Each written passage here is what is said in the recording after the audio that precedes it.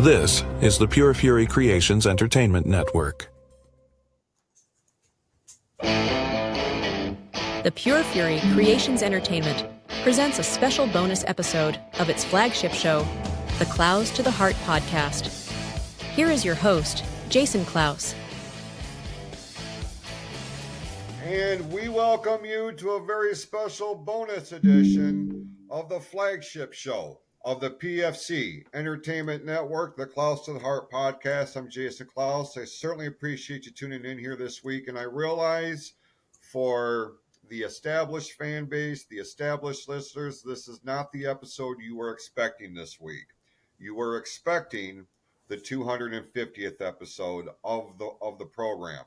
That, because of things that kind of popped up at the last minute on the personal side of things, we had to postpone the launch of that show for another week. Make no mistake about it, it is going to drop. I didn't have enough time to put all the bells and whistles on it that I wanted to. But be that as it may, we still have brand new content this week, and in my estimation, this is going to be one of the better conversations that we've had here on the program. And because of the way this came across my radar, and because I am an individual who dials in on the human element of individuals, I am fascinated by backstories. I am fascinated by real life stories. What makes people tick? What brought them to the here and now? And what are they doing to make a difference in their community, with their families, with their friends? It's kind of been an underlying thing here for the last 4.5 years on the flagship show. I say all that to say, with this very special bonus episode, I have a very special guest. And please welcome April Brandon to the show. April, I certainly appreciate you taking time out of what I'm sure is an incredibly busy schedule to sit down with me for a little bit for this very special episode of the show. How are you doing today? Hi, Jason, and thanks for having me and making space to do this interview. I'm doing great. Thank you. Well, full disclosure, I have a lot of friends, a lot of close friends who live in the village of Holly. A couple of them are actually fellow podcasters here on the network. So I kind of keep tabs of what's going on in the village. I hear different things, and, I hang out at different establishments in the town from time to time. So I kind of have my ear to the ground as to what's going on, because it affects people that I genuinely care about.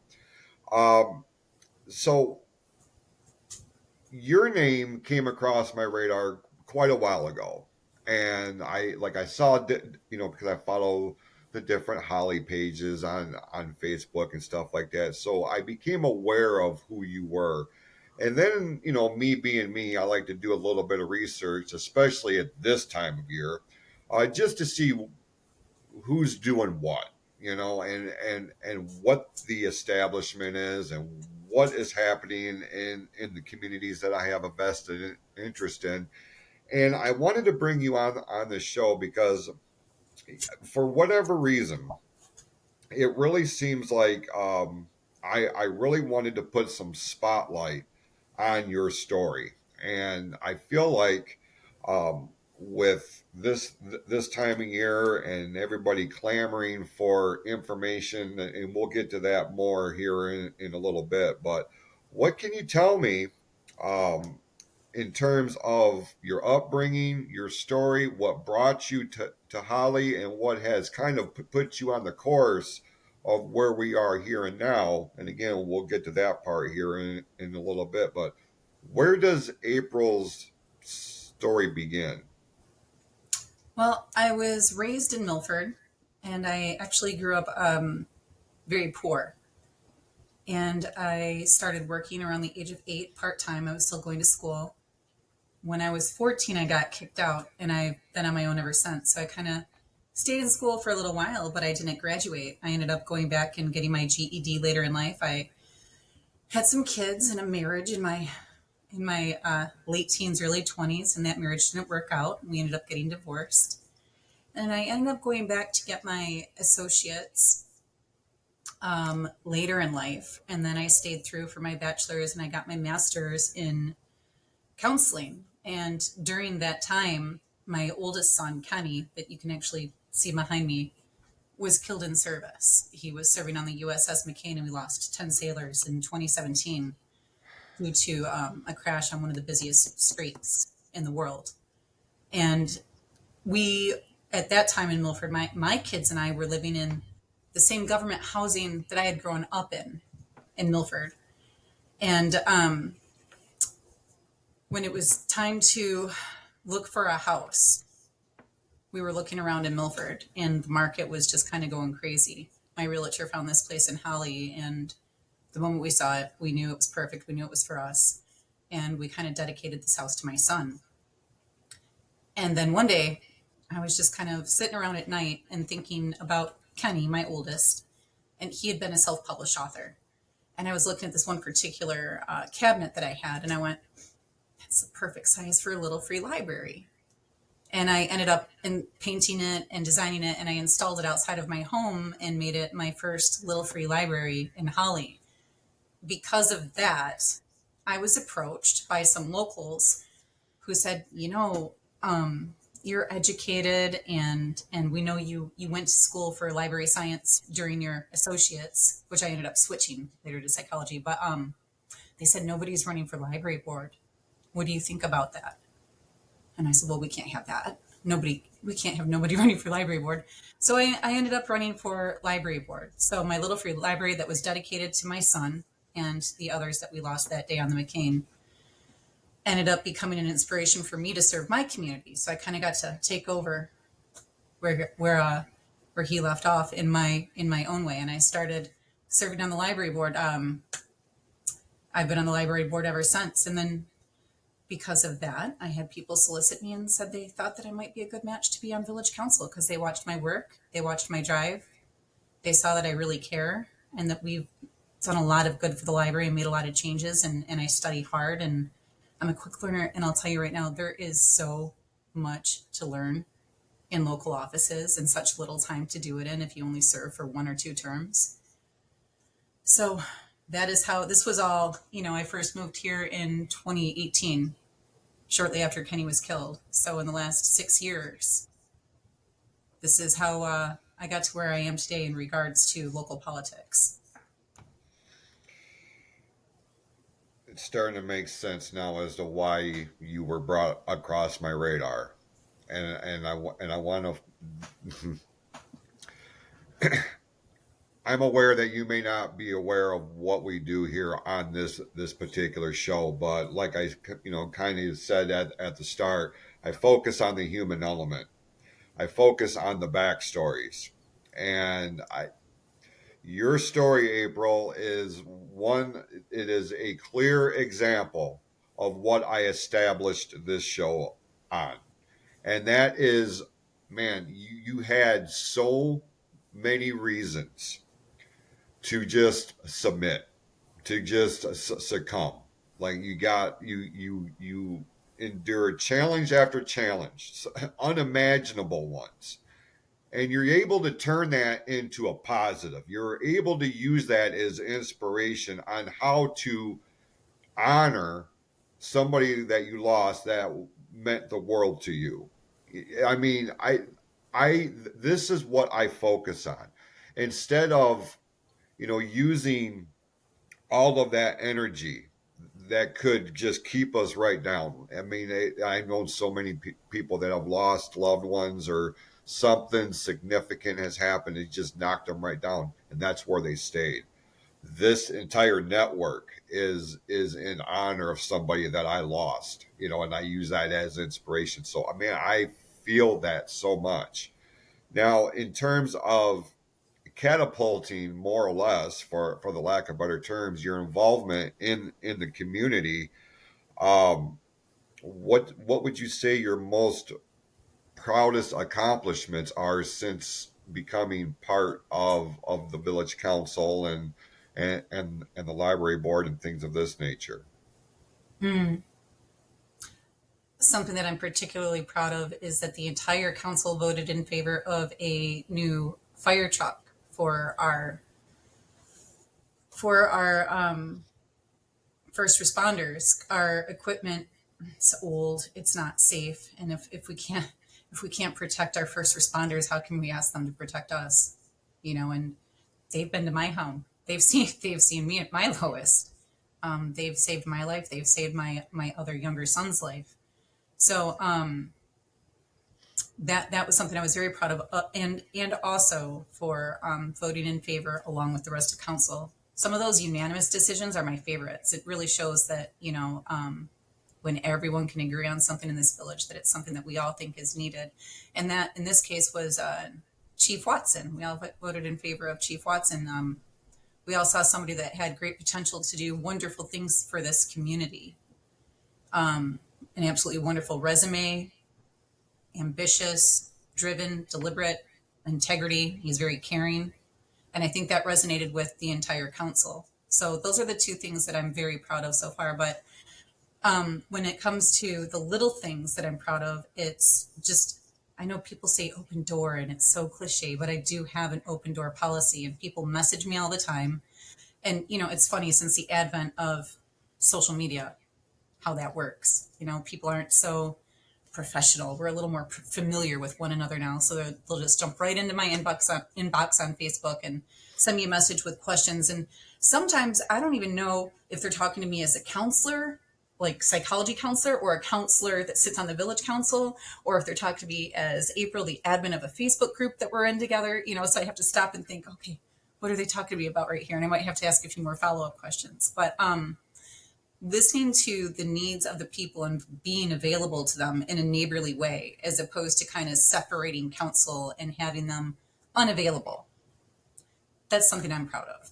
And I know that some people think it's setting a dangerous precedent to be that available, because they think that you should have, stronger boundaries, which I agree you should have boundaries. Sometimes it's time to put the phone away. After 5 p.m. Right. I'm not taking business messages about anything, ordinarily, unless it's a, board meeting night or something. But I do like being available to my neighbors, to be able to answer the questions and educate them or help them or hear their concerns so that we can go address it at the next council meeting, because everyone knows about something different in this village. There's 6,000 brains out there that all see different things, and they need to be heard and they need a voice. I can appreciate that because that's one of the biggest criticisms that I have heard is the lack of communication with the, in this case, the council, or the decision makers of any town or community.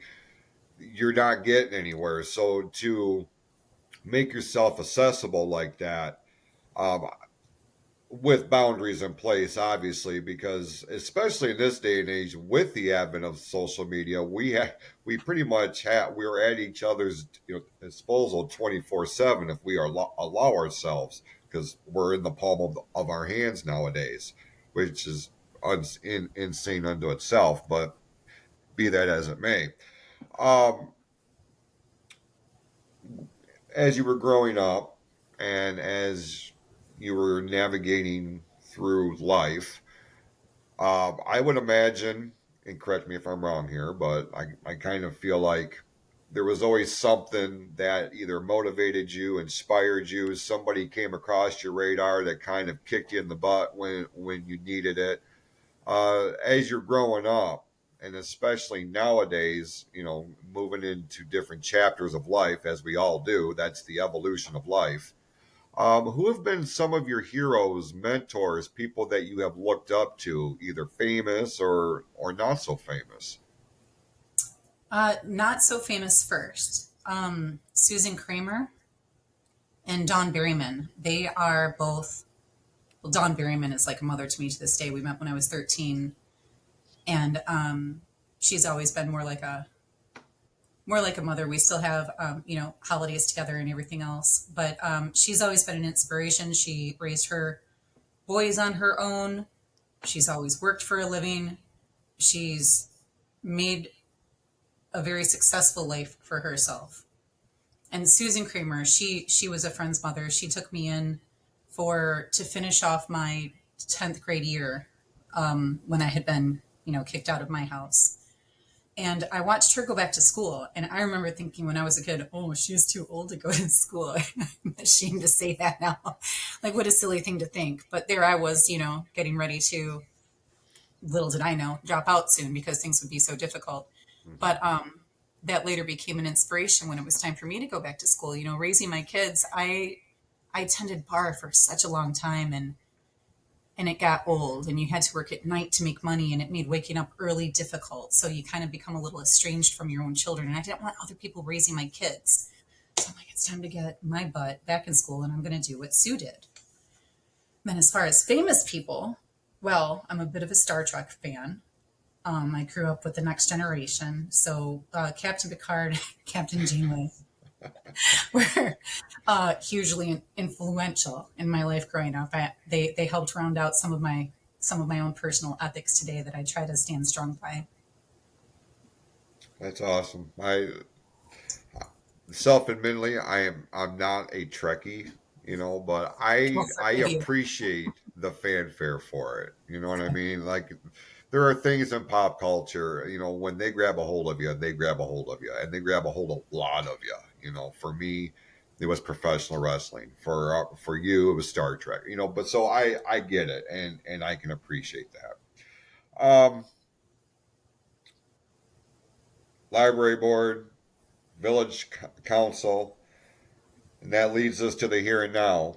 And you're running for village president. I am. Yeah. Many people have described you as a leader. What do you think makes you a good leader? Honestly, I think it's because I was willing to learn, and I'm not afraid to use the words I don't know, because that opens the door to being able to listen to the experts. That's a big point there. That's a big point. Being able to admit I don't know the answer, but we're willing to learn or explore every options to see what the best course of action is. I can appreciate that. You do have opposition. I do. What sets you apart in your estimation? And I'm not trying to set up for a smear campaign. That's not what this is about. But you have a platform here to talk to the voters of your village. Why should they vote for you for village president? Why are you the better choice over your fellow candidates? Jim and I both have experience. Jim Perkins, he's been on council before. He's also resigned as president in the past, before his term was over. I'm not certain why that was. And I know that he cares deeply about his community. I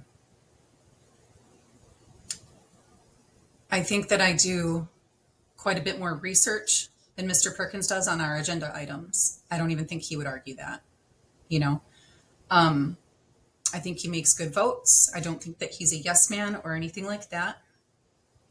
But I've noticed at meetings, and so have most people, I think it's fair to say that there's a couple of us that will come prepared and ask a ton of questions. And I'm one of those people. Miss Matson is very young. And honestly, she's called every staff member and council member a lot of names. I have a hard time with that. She's called each and every one of us uneducated. She's called our attorney names, our village clerk, and our village manager names.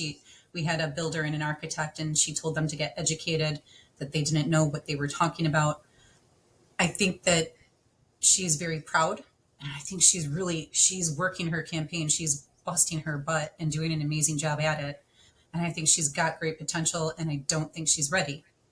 I think that if she had run for council, she would have been an absolute shoo-in and absolutely gotten a seat. But I think she needs a bit more temperament. a bit more humility, and to be willing to say when she doesn't know sometimes, because we've all given her some answers and we've watched our staff give her answers that she's refused to accept.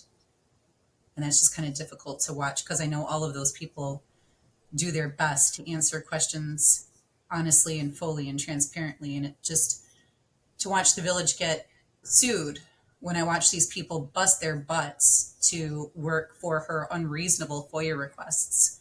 She's had our village clerk work over 100 hours to fulfill her FOIA demands in a reasonable amount of time. That costs the taxpayers a lot of money. 100 hours of the village clerk is expensive. She was upset that she didn't get, or her husband didn't get, a seat on the DDA. So I understand that swallowing your pride can be difficult, and I think it's something that she struggles with. I don't struggle with that. I'm more than happy to say I don't know, and I am more than happy to say I believe the experts when I believe the experts. And if something's fishy, I'm more than happy to hold them accountable and ask the questions on the record during the meeting. All right. What has been the most difficult thing about running for office? Campaigning. I don't like it. This is terrible. You want me to work, the pejorative of you, to get my name out there instead of working to accomplish something. I'd rather be doing some legislation, a fundraiser, doing some, but you want me to work to get my name out, to get your votes so that I can go work. But it is what it is. It's part of the system. So here I am doing it. And I don't like it, but here I am campaigning anyways.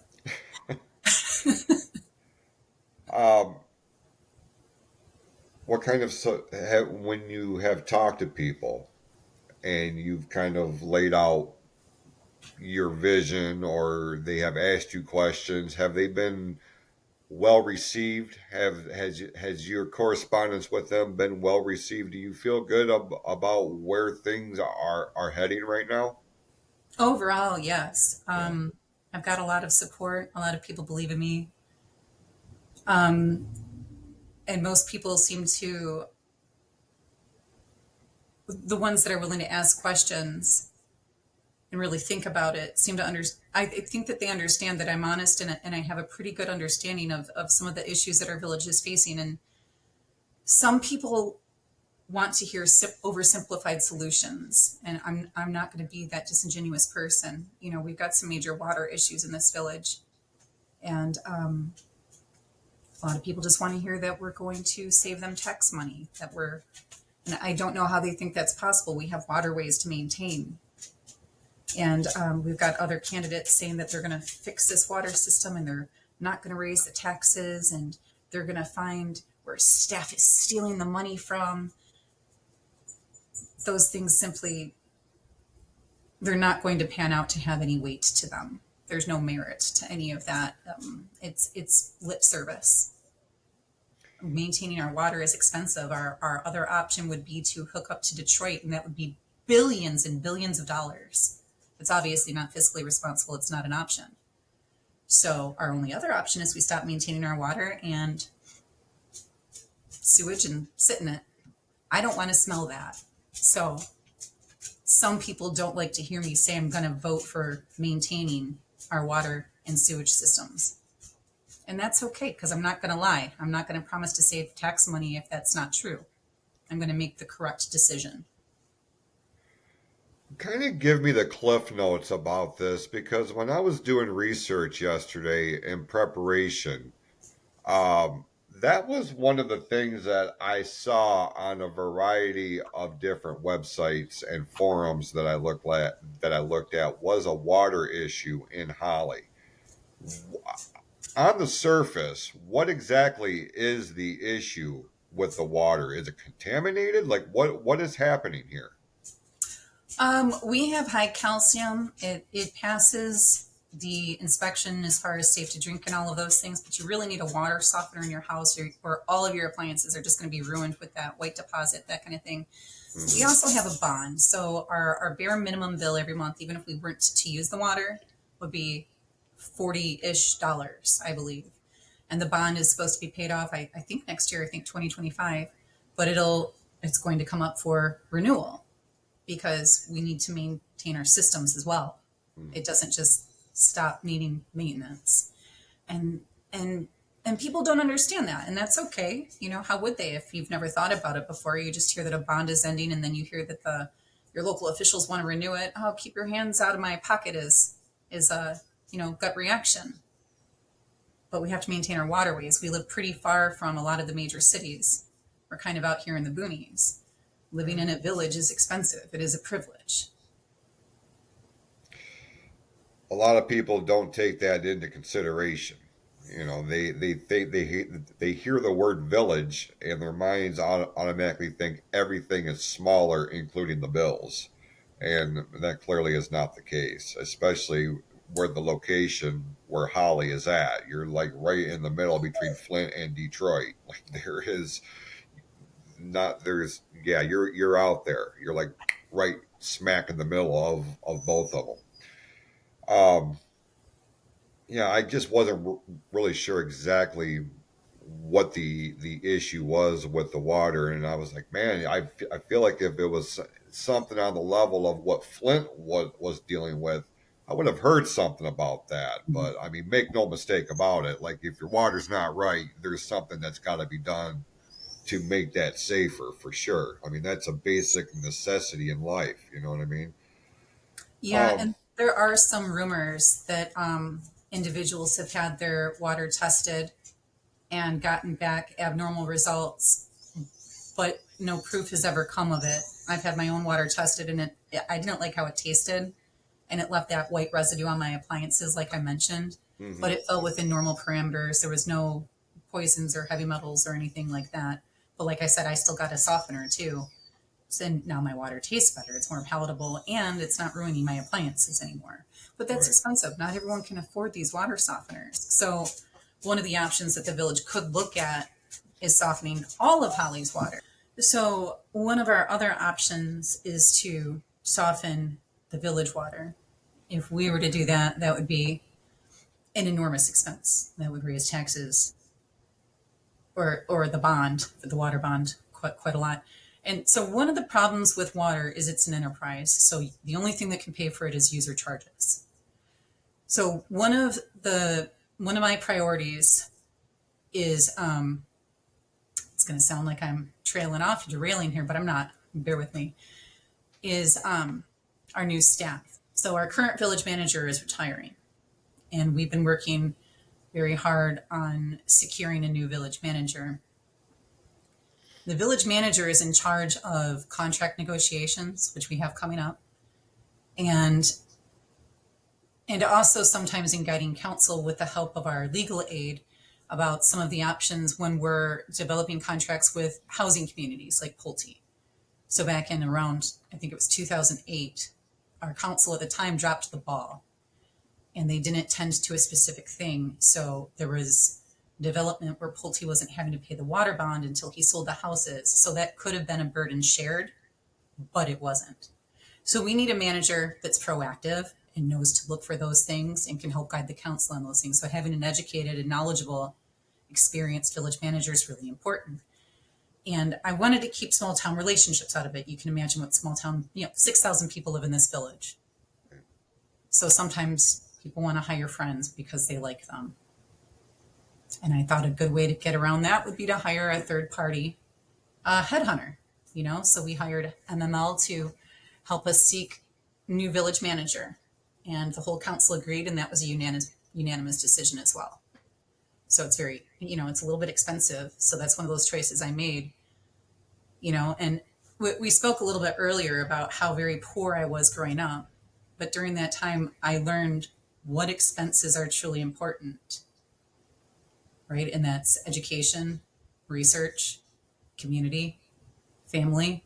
And so this is one of those fiscally responsible choices, in my opinion, because whoever's our village manager next has an opportunity to cost this village a fortune or save us a ton of money or come up with creative revenue generation. So I think it's worth the $18,000 to have a headhunting agency of experts instead of us. We're Jack and Jill and Joe, your neighbor. What do we know about recruiting village managers with the proper education and background and all of those things? So you hire an expert. I mean, it makes sense.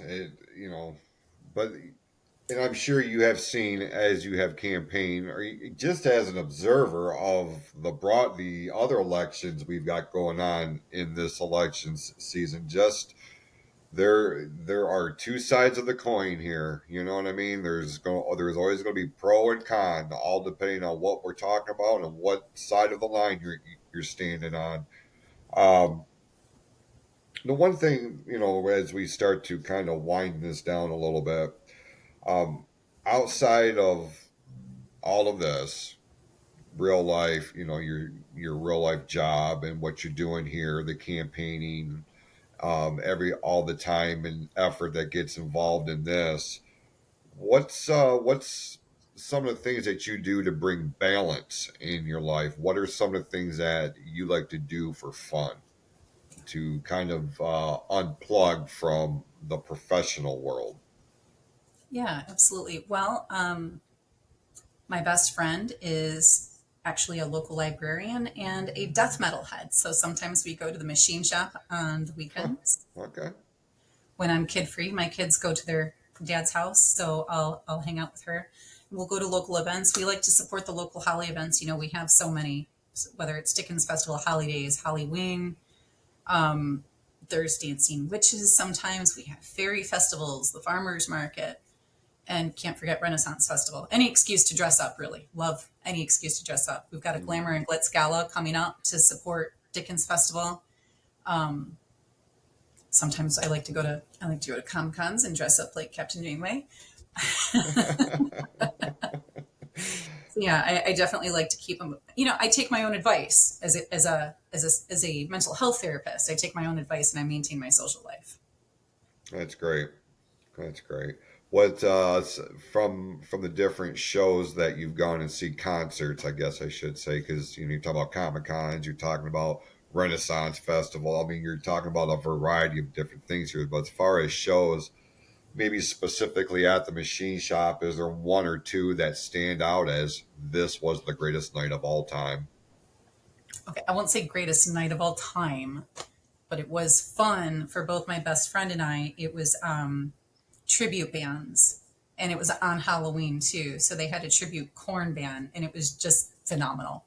Oh wow. Yeah, I would imagine that would be a hard band to really nail down. They had such a unique sound, yeah, they did. But this band, they did it. They did great. I can appreciate that. Um, is there any kind of parting words or quotes, words of wisdom that sum up who you are and what your voters can expect as they go to the polls here in a couple weeks? So there is one more topic that is a big issue in this community, and that's our ordinances. Previously, our fire our firemen were we our ordinance officer was over there, and we just really couldn't spare the manpower to tend to it with due diligence. So it was rerouted over to the police department, and now some things have been moved around, so they're really able to kind of focus on that now. And we've had a lot of residents that have issues with parking on their streets because of certain venues that have, big events like weddings and that kind of thing. Right. And this has been a really difficult switch for the police because a lot of the residents are used to being able to get away with certain things because the ordinance haven't been kind of tended to for a long time. So our police are doing great. They're going out, they're giving warnings and they're educating. They're not going out giving tickets. They're doing their very best to keep everyone out of court. They don't want to give out any tickets. They just want to educate everyone. We're going to start, being sticklers about this. So one of those ordinances is about using things like the right of way for campaign signs. And it's something that's been under my skin, watching the right of way being used, watching the Rite Aid property being used at a main intersection. I'm not going to do it. So we've all been informed that we're not allowed. I'm not going to cut corners. I'm on the ethics committee. I want to lead by example. Right. So if there's any metaphor that anyone can take with them about what could represent me, that's it. I'm not going to cut corners, and your proof is right there. It's a pretty blaring example. if I don't mind saying so myself. And make no mistake about it, I am not a resident of the village. You know, I am an outsider looking in here. But I appreciate your fundamental stance on things. I appreciate the way you are approaching and why you are approaching it the way that you are. You know, this is how you feel, and you're also able to articulate as to why you feel this way. You know, and that's there, especially with something like this, like people will present their case, but they don't know why they're presenting it. They're presenting it really on behalf of something else or because they feel like they want to be part of a movement, but they have no idea what it's all about. There's no foundation to it. Based on what I have heard here today during the course of this interview, um, this is how you feel. This is why you feel that way, and that brings a more human element to this whole process. Like this is somebody who gets it. This is somebody who is involved, and this is why. There is no guesswork here. So I can appreciate all of that coming into this, and I certainly wish you the best of luck here in the next few weeks here leading up to election day for this very important race. April Brandon, I certainly appreciate your time. If anybody wants to reach out to you, do you have a preferred email or method of correspondence that you want to throw out there? Absolutely. They can find me on Facebook at, my name is April Brandon, or they can use my email, which is aprilgrace4477 at gmail.com. And we will also put a link in there in the description of the show too, in case that's an easier mode of accessibility for anybody listening. We certainly appreciate everybody tuning in here in April. One more time, thank you so much for taking time out of your day to be a part of this. For everybody else listening, if you have questions for April, we will put her contact information in the description of the show as it drops. The turnaround is going to be very quick on this. Um, so we do appreciate you tuning in. If you have any questions for the network, you can hit us up over on our Facebook page. Look for Clouse to the Heart, or Clouse to the Heart at gmail.com is our official email account. With that, go out, be awesome yourselves and to each other, and we'll see you next time right here on the Clouse to the Heart podcast, the flagship show of the PFC Entertainment Network.